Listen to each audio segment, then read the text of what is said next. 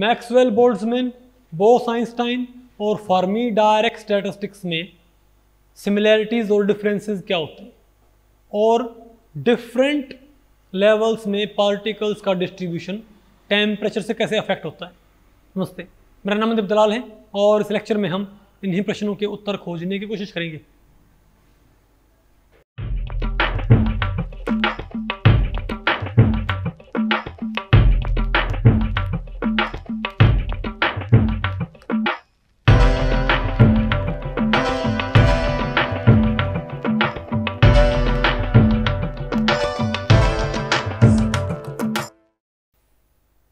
तो भाई आज हमें क्या पढ़ना है, comparison between Maxwell Boltzmann, Bose-Einstein and Fermi Dirac statistics. तो भाई इस टॉपिक को हमने टोटल 2 सेक्शंस में डिवाइड किया हुआ है। पहले हम क्या पढ़ेंगे बताओ, difference and similarities in MB, BEO and FD statistics, और फिर हम क्या पढ़ेंगे, इफेक्ट ऑफ टेम्परेचर, कि भाई टेम्परेचर का और भाई क्या बोलते हैं एनर्जी का क्या इफेक्ट होएगा ऑन, अरे भाई on population in different energy levels. ठीक है बात। तो पहले बताओ क्या पढ़ते हैं हम, difference and similarities in Maxwell Boltzmann, Bose-Einstein and Fermi Dirac statistics. Okay, तो पहला क्या हमारे पास भाई, तो देखो भाई यहाँ पर तो ये तो क्या हमारे पास मैक्सवेल बोल्ट्जमैन, ये क्या हमारे पास क्या है बोस-आइंस्टाइन, और यहाँ पर क्या हमारे पास भाई फर्मी डायरेक स्टैटिस्टिक्स। तो पहला डिफरेंस क्या है भाई, आप भाई देखो कई हमें आपको क्या मिलेगा डिफरेंस, कई आपको पॉइंट क्या मिलेंगे सिमिलर, तो हमने इसको डिफरेंसेस एंड सिमिलरिटीज बोला है। ओके, तो बताओ मेन डिफरेंसेस और सिमिलरिटीज क्या है, बताओ ये क्या है मैक्सवेल एमबी क्या होती है क्लासिकल स्टैटिस्टिक्स, ये क्या होती है, ये दोनों क्या होती है क्वांटम स्टैटिस्टिक्स, पता होगा ना आपको भाई, ये क्या होती है आपकी क्लासिकल स्टैटिस्टिक्स, ये क्या आपकी क्वांटम स्टैटिस्टिक्स, बीईबी और एफडीबी। ओके, अब बताओ पार्टिकल्स यहां पर क्या होते हैं आइडेंटिकल एंड डिस्टिंग्विशेबल, यहां क्या मानते हैं पार्टिकल्स को आइडेंटिकल एंड इनडिस्टिंग्विशेबल, यहां क्या मानते हैं पार्टिकल्स को आइडेंटिकल एंड इनडिस्टिंग्विशेबल। फिर हमारे पास क्या है, यहां भी क्या होगा टोटल एनर्जी क्या होगी कांस्टेंट सिस्टम की, इसमें भी क्या होगी टोटल एनर्जी कांस्टेंट, यहां भी टोटल एनर्जी क्या होगी constant, total number of particles इसमें भी कांस्टेंट, इसमें भी कांस्टेंट, इसमें भी कांस्टेंट। अब बताओ और क्या हमारे पास स्पिन, बताओ भाई इनमें स्पिन मायने नहीं रखती, आपको पता है तो मैंने आपको पढ़ाया था ना भाई, यहां पर स्पिन मायने नहीं रखती, किसमें मैक्सवेल बोल्ट्जमैन स्टैटिस्टिक्स में, यहां पर स्पिन क्या होती है, लेकिन आपको पता है जो किन को फॉलो करती है बोस-आइंस्टाइन स्टैटिस्टिक्स को हम क्या बोलते हैं, बोलो भाई बोस-आइंस्टाइन स्टैटिस्टिक्स को फॉलो करने वाले पार्टिकल्स को हम क्या बोलते हैं बोसोन्स, क्या बोलते हैं इनको भाई बोसोन्स भाई। ठीक है, और बताओ क्या बोलते हैं इनकी तो स्पिन क्या होती है 0 1 2 3 4 5 एंड सो ऑन, और जो किसको फॉलो करते हैं बताओ भाई फर्मी डायरेक स्टैटिस्टिक्स को, ये बताओ क्या होते हैं हमारे पास, बोलो भाई क्या बोलते हैं फर्मियोन्स इनको बोलते हैं।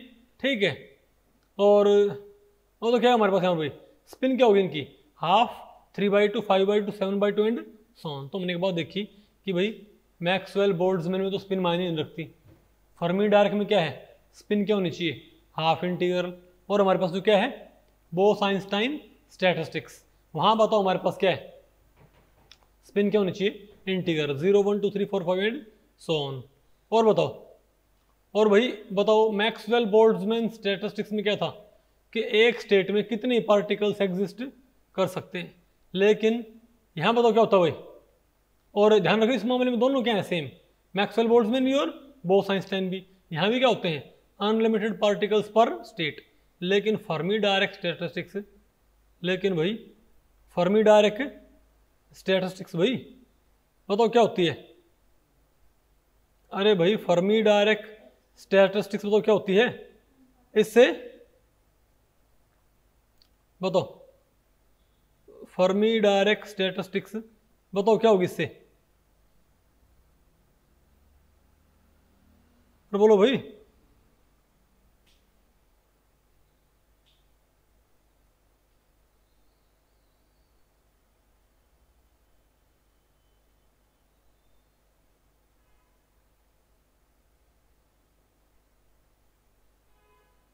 बताओ भाई। लेकिन जो फर्मी डायरेक्ट क्या है, स्टैटिस्टिक्स, ये बताओ क्या होगी, बताओ ये क्या भाई, कहाँ गया, इसमें क्या होगा, वन पार्टिकल पर स्टेट। और इसमें बताओ क्या होता है, इसका एग्जांपल कौन होता है, आइडियल गैस।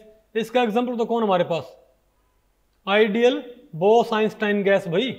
और ये बताओ क्या है, आइडियल फर्मी डायरेक्ट गैस भाई। नहीं बताओ आपको पहले पड़े, अरे फर्मी डायरेक्ट गैस हम किसको मानेंगे, इलेक्ट्रॉन्स के एक तरह से, अरे एक भाई कलेक्शन को मानेंगे, समझिए बात, ओके, जो नॉन इंटरेक्टिंग क्या हो, नहीं आ गया आपको। और तो क्या है, वेव फंक्शंस यहाँ पर क्या करते हैं, डू नॉट ओवरलैप। यहाँ तो क्या करेंगे, wave functions do overlap, wave functions do overlap. और यहाँ बताओ भाई क्या होता है, जो मोस्ट प्रोबेबल डिस्ट्रीब्यूशन होता है किसमें, ये बताओ फर्मी डायरेक्ट स्टैटिस्टिक्स में, बताओ मोस्ट प्रोबेबल डिस्ट्रीब्यूशन क्या होता है, NI क्या होगा बताओ, बोलो भाई। इसमें क्या था हमारे पास, बताओ। तो NI क्या होता है, GI/e⁻⁴ प्लस बीटा EI, ये होता ना भाई। ये तो किसमें बताओ, मैक्सवेल बोल्ट्जमैन स्टैटिस्टिक्स में NI, जहां पर GI क्या है, डिजेनरेसी, और EI क्या है, एनर्जी ऑफ हाइट लेवल। तो बताओ उसमें नंबर ऑफ पार्टिकल्स कैसे बिहेव करते हैं, बताओ, GI/e⁻⁴ प्लस बीटा EI से ना भाई, इजंट इट। लेकिन बोस-आइंस्टाइन स्टैटिस्टिक्स में बताओ क्या था हमारे पास, यहाँ क्या होता है, GI/ क्या होता है यहाँ पर भाई, बताओ। बोस-आइंस्टाइन स्टैटिस्टिक्स में क्या था, -1 था ना। तो क्या है हमारे पास यहाँ पर, e⁻⁴ प्लस बीटा EI, और प्लस में, सॉरी माइनस में क्या है यहाँ पर भाई, 1 आएगा, इजंट इट। ये बताओ क्या हमारे पास, बोस-आइंस्टाइन स्टैटिस्टिक्स में डिफरेंट एनर्जी लेवल्स में पार्टिकल्स का डिस्ट्रीब्यूशन इस फॉर्मूला से आता है। और हम बात करें बताओ किसकी भाई, फर्मी डायरेक्ट स्टैटिस्टिक्स की, वहां बताओ क्या होता है, किसी लेवल में पार्टिकल्स का नंबर कैसे आता है, GI/e⁻⁴ प्लस बीटा EI, ये होता है ना भाई हमारे पास। लेकिन प्लस में क्या है यहाँ पर, 1 आएगा, इजंट इट। तो ये बताओ मेरे पास क्या है, फर्मी डायरेक्ट स्टैटिस्टिक्स। तो डिफरेंस आपको मालूम पड़ गया भाई, कि नहीं मालूम पड़े, अरे बोलो भाई, वेरी गुड। अब बताओ हम क्या पढ़ते हैं, effect of temperature on most probable distribution in Maxwell Boltzmann Bose-Einstein and Fermi Dirac statistics. अब आपने वही देखना है कि इसमें टेम्परेचर का इफेक्ट क्या होएगा, ठीक है बात।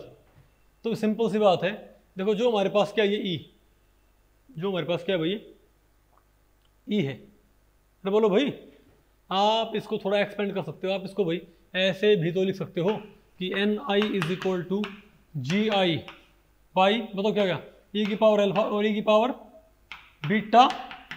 EI, पता होगा ना आपको भाई, इजंट इट। तो मैं आपको बताऊं भाई, जो बीटा की वैल्यू होती है वो मैंने आपको पढ़ाया था, क्या होती है, 1/kT, क्या होती है 1/kT।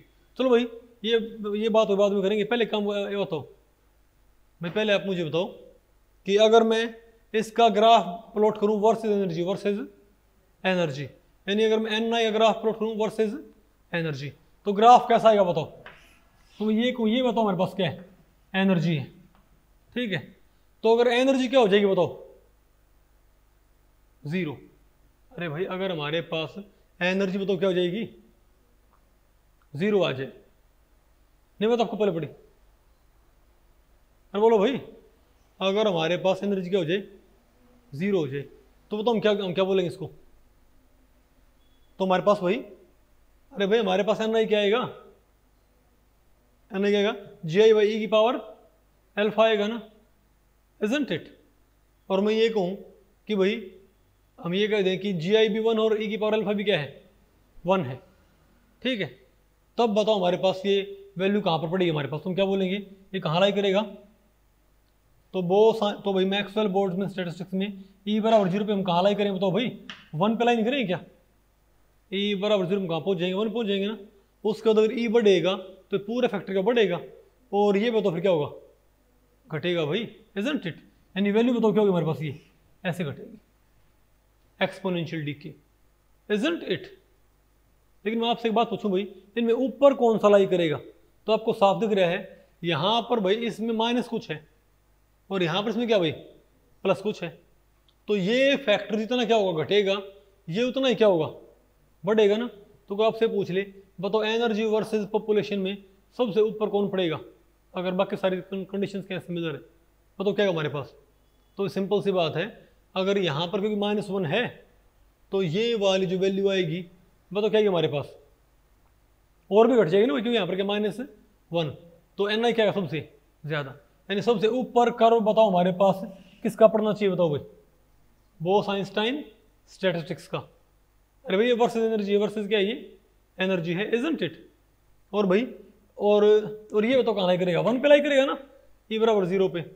और मैं इसकी बात करूँ तो भाई बताओ, अरे भाई अगर मैं E की पावर 0 तो 1 हो गया ना, और 1 प्लस और अरे भाई की पावर 0 हो, E की पावर क्या हो 0, मैं कहूँ E की पावर मान लिया भाई हमारे पास क्या यहाँ पर ये +1 होगा ना हमारे पास ये, अरे किसमें फर्मी डायरेक्ट स्टैटिस्टिक्स में क्या आएगा +1 आएगा, तो E की पावर α 1 है, J आप 1 मान लो, ठीक है बात। तो EI अगर 0 है तो E की पावर 0 1 आ गया, 1 + 1 क्या आ गया, NI क्या आ गया हमारे पास 1/2 यानी 0.5, यानी ये बराबर 0 तो कहाँ लाई करेगा बताओ भाई, यानी सबसे नीचे कौन सा लाई करेगा बताओ, तो सबसे नीचे कौन सा कर्व लाई करेगा, बोलो भाई E बराबर 0 पे सबसे नीचे कौन सा कर्व लाई करेगा बताओ भाई, क्या है हमारे पास, अरे बोलो भाई कौन सा, फर्मी डायरेक्ट क्या सबसे नीचे आएगा, ऊपर कौन सा आएगा मैक्सवेल बोर्ड, उस ऊपर कौन सा होता है हमारे पास बोस-आइंस्टाइन, नहीं आएगा आपको, तो सबसे नीचे कौन सा बताइए फर्मी डायरेक्ट, ये आपको यहाँ से नजर आ रहा है, देखो भाई सबसे नीचे कौन सा है फर्मी डायरेक्ट, फिर कौन सा है मैक्सवेल, और सबसे ऊपर कौन सा है बोस-आइंस्टाइन।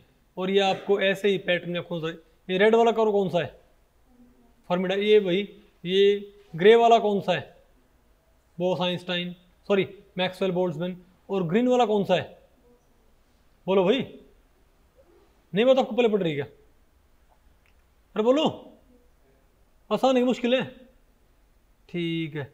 अब अगर मैं ये कहूँ और भाई वर्सेस टेम्परेचर मैंने आपको पढ़ाया ही था, वर्सेस टेम्परेचर मैंने आपको पढ़ाया ही था भाई, क्यों बताओ, तो सिंपल सी बात है, ये करो हमेशा लाई तो ऐसे ही करेंगे इजंट इट।